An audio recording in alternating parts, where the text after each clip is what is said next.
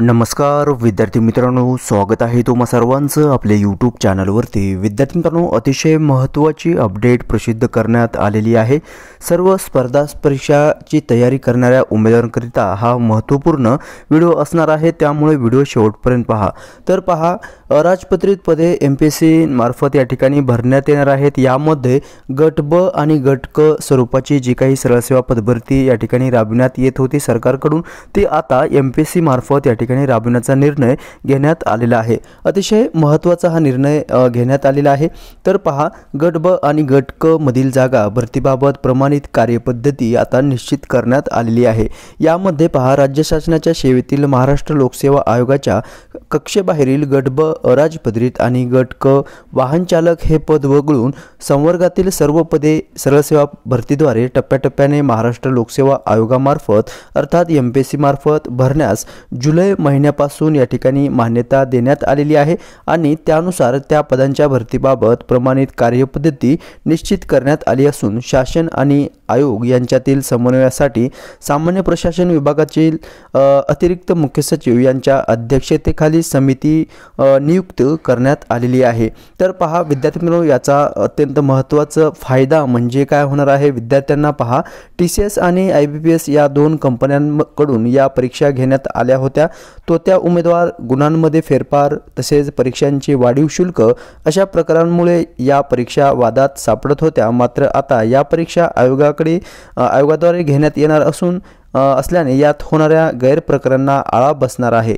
या परीक्षांमध्ये अधिक सुसूत्रता येणार असून या पारदर्शक पद्धतीने होणार असल्याचे विद्यार्थ्यांकडून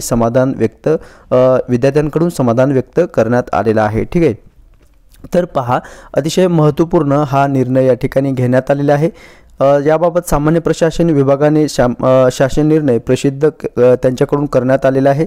या समितीमध्ये वित्त विभागासह आयोगातील अधिकाऱ्यांचाही समावेश आहे। मंत्रालयातील प्रशासकीय विभागांनी आयोगाच्या कक्षेत आणणाऱ्या पदांचे प्रस्ताव व समितीपुढे शिफारशी साठी सादर करण्याचे आहेत। त्यामध्ये जर आपण पाहिलं तर विभागांना पदे आयोगामार्फत भरता येणार आहेत, त्यासाठी मंत्रालयीन प्रशासकीय विभागांनी आयोगांच्या कक्षेत आणण्याच्या पदांचे प्रस्ताव सामान्य प्रशासन विभाग सेवा 4 कार्यशासनाकडे सादर करावेत। तसेच मंत्रालयीन प्रशासकीय विभागांकडून आलेले प्रस्ताव एकत्रितरित्या समन्वय समितीकडे शिफारसीसाठी पाठवण्यात यावे। यामध्ये विभाग सेवा 4 सन्मानमार्फत या ठिकाणी सादर करण्यात येतील असं या ठिकाणी सांगण्यात आलेलं आहे। तर तुर्तास आपण जर पाहिलं विद्यार्थी मित्रांनो, या ठिकाणी पहा, जी काही सरळ सेवा पदभरती अंतर्गत गट क आणि गट ब स्वरूपाची जी काही पदे होती ती पदे आता काय होणार आहेत, MPSC मार्फत भरण्यात येणार आहे। ठीक आहे। सो याची मान्यता या ठिकाणी देण्यात आलेली आहे। तशा प्रकारची समन्वय समिती देखील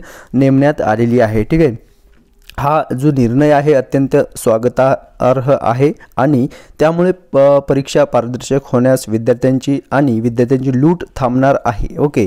तर पहा, जे काही TCS आणि IBPS कंपनीमार्फत जे काही चलन आपण भरत होतो ते ऑब्व्हियसली जास्तच होतं। आता एक चलन जे काही आयोग नेमून देतील तो शुल्क आपल्याला भरावं लागणार आहे। ठीक आहे। तर पहा, अशा प्रकारची अपडेट आलेली होती, ती मी तुमच्यापर्यंत शेअर केलेली आहे। ठीक आहे। तर पहा विद्यार्थी मित्रांनो, जी काही पदभरती असेल, जिल्हा परिषद पदभरती असेल किंवा जी काही आता जलसंपदा विभागातील नियुक्तीचे आदेश येत आहेत, तसेच इतर काही महत्त्वाच्या अपडेट आहेत ते आपल्या चॅनलच्या माध्यमातून मी तुमच्यापर्यंत शेअर करण्याचा प्रयत्न करत असतो। त्यामुळे जर तुम्ही नवीन चॅनल पाहत असाल, चॅनलला सबस्क्राईब जरूर करायचं आहे। भेटूयात नेक्स्ट अपडेट घेऊन नवीन व्हिडिओमध्ये। धन्यवाद।